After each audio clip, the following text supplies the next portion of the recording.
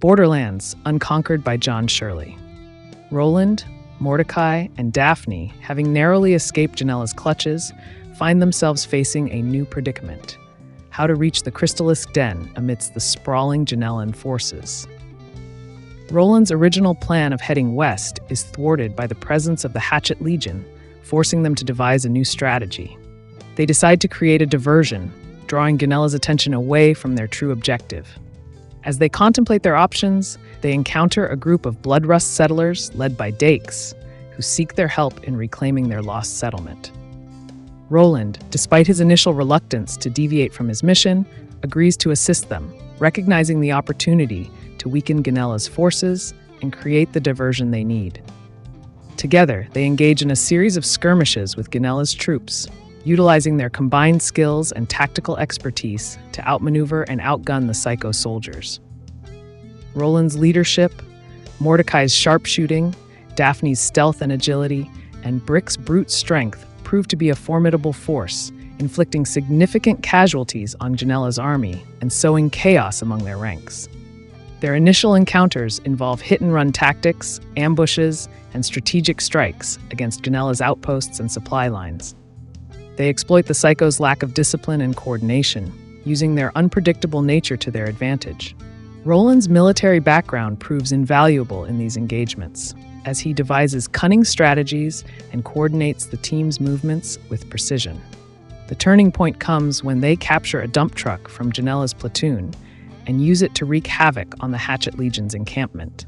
Roland, with a touch of ingenuity, programs the truck to self-destruct, creating a massive explosion that decimates a large portion of Janella's forces and leaves the survivors demoralized and disoriented. The truck, loaded with explosives and driven at high speed, becomes a symbol of defiance and destruction, plowing through Janella's camp and leaving a trail of carnage in its wake. The explosion not only inflicts heavy casualties, but also destroys valuable equipment and supplies, crippling Janella's ability to wage war. This victory, however, comes at a cost. Dakes is killed during the assault, leaving his daughter, Glory, and the other settlers devastated. Roland and his companions, despite their success, are left with a sense of unease and a growing realization that their actions have far-reaching consequences. They have become embroiled in a conflict that extends beyond their initial quest for iridium, a conflict with implications for the future of Pandora. Dakes' death serves as a stark reminder of the brutality of Pandora and the high stakes involved in their fight against Janella. It also highlights the emotional toll that the conflict is taking on the settlers, who have lost their homes, their livelihoods, and their loved ones. As Roland and his crew make their way toward the Iridian promontory, they encounter a mysterious truck carrying a shipping container filled with iridium crystals. The driver of the truck turns out to be none other than Skeleton Dabbits, the engineer who sold Roland the map to the Crystallisks. Dabbits reveals that he used the information from the map to harvest the Crystallisks himself, leaving Roland with nothing but a sense of betrayal and frustration. Dabbits, emboldened by Janella's apparent defeat and the rumors of Roland's demise, decided to take advantage of the situation and claim the iridium for himself. His betrayal adds another layer of complexity to Roland's journey, forcing him to question the motives of those around him and the true nature of trust in the unforgiving world of Pandora. Despite the setback, Roland and his companions press on, determined to find a way to reach the Crystallisk Den and salvage their mission. They soon realize, however, that they are being tracked by Janella's forces, who have deployed camouflaged drones to monitor their movements. The drones, disguised as racks and trash feeders, blend seamlessly into the Pandoran landscape, making it difficult for Roland and his crew to detect their presence. The constant surveillance adds to the tension and paranoia, as they are aware that Janella is always one step behind them, seeking an opportunity to strike. Their situation takes an unexpected turn when they are approached by Mintz Feldsrum, a Dahl Corporation security specialist. Feldsrum offers them a lucrative deal: kill Janella and her associates in exchange for a substantial reward. Roland and his crew are initially hesitant, suspecting that Feldsrum has ulterior motives. However, the allure of the reward and the opportunity to eliminate Janella's threat prove too tempting to resist. Feldrum's offer presents a moral dilemma for Roland and his companions. They are aware of Dahl's ruthless reputation and their history of exploiting Pandora's resources. However, they also recognize that Janella poses a significant threat to the stability of the planet, and her mind control technology could have devastating consequences if it falls into the wrong hands. They agree to Feldrum's terms and set out to confront Janella at her headquarters on the Devil's Footstool. Roland, armed with new weapons and information provided by Feldrum, infiltrates Ganella's base and engages in a fierce battle with her forces. He manages to destroy the supply of the mind control drug and kills several of Janella's key lieutenants, including her sadistic scientist, Dr. Vial. Roland's infiltration is a testament to his tactical skills and his ability to adapt to changing circumstances. He utilizes his knowledge of Ganella's base layout and the weaknesses of her forces to navigate the complex and dangerous environment. His determination to eliminate the mind control drug is driven by a sense of justice and a desire to prevent further suffering on Pandora. Meanwhile, Mordecai, Brick, and Daphne provide support from outside the base, engaging in firefights with Ganella's troops and creating diversions to allow Roland to complete his mission. Their combined efforts culminate in a final showdown with Ganella, who is enraged by Roland's betrayal and determined to exact revenge. Mordecai's sharpshooting skills prove invaluable in these engagements, as he picks off Ganella's soldiers from afar, creating chaos and confusion among their ranks.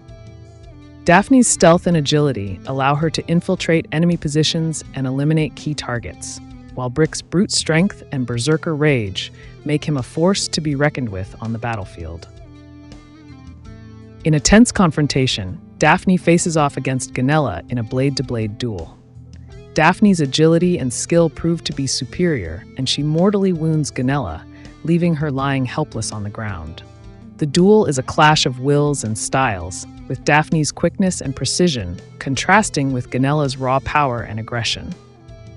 Daphne's victory is a testament to her years of training as an assassin and her ability to remain calm and focused under pressure. It also symbolizes the triumph of skill and strategy over brute force and intimidation. As Ganella's life ebbs away, her loyal lieutenant, Smarden, overcome with grief and despair, detonates a grenade, killing himself and Janella in a fiery explosion. Smarden's suicide is a tragic end to a complex and conflicted character. He was driven by a deep-seated loyalty to Janella, whom he saw as a goddess and a savior. However, he was also aware of her flaws and the destructive nature of her ambitions. His final act is a testament to his unwavering devotion and his inability to imagine a world without her. With Ganella and her key associates eliminated, her army quickly disbands, the remaining Psycho soldiers scattering into the wastelands. Roland and his companions, having fulfilled their mission, are left to contemplate the aftermath of their actions and the uncertain future of Pandora. Ganella's death leaves a power vacuum on Pandora, with various factions vying for control. The Psycho soldiers, no longer under the influence of the mind control drug, revert to their chaotic and unpredictable nature, posing a threat to the stability of the planet.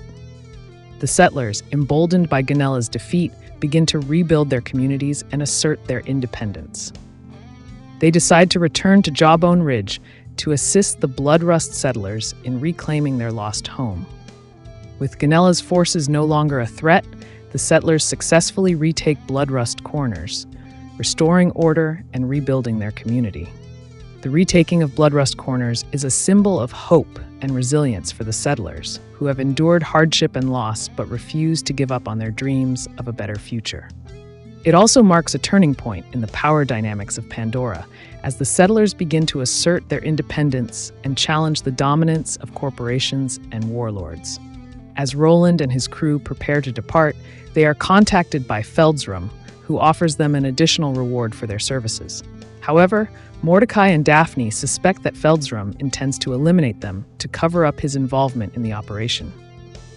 Daphne, using her expertise in explosives, rigs Feldrum's orbiter to explode, ensuring their safety and sending a clear message to the Dahl Corporation. Daphne's actions demonstrate her cunning and her willingness to take decisive action when necessary. She recognizes the threat that Feldrum poses and takes steps to eliminate it, even if it means resorting to violence. The explosion of Feldrum's orbiter serves as a warning to the Dahl Corporation and other outside forces that Pandora is not a place to be trifled with. With their mission complete and their pockets full of cash, Roland, Mordecai, Daphne, and Brick go their separate ways. Mordecai and Daphne, drawn to each other by their shared experiences and a mutual respect for each other's skills, decide to continue their adventures together. Their relationship is a testament to the bonds that can form in the face of adversity and the power of shared experiences to bring people together. They complement each other's strengths and weaknesses, forming a formidable team that is ready to face whatever challenges come their way. Brick, content with his newfound wealth, sets off on his own, seeking new challenges and opportunities to test his strength.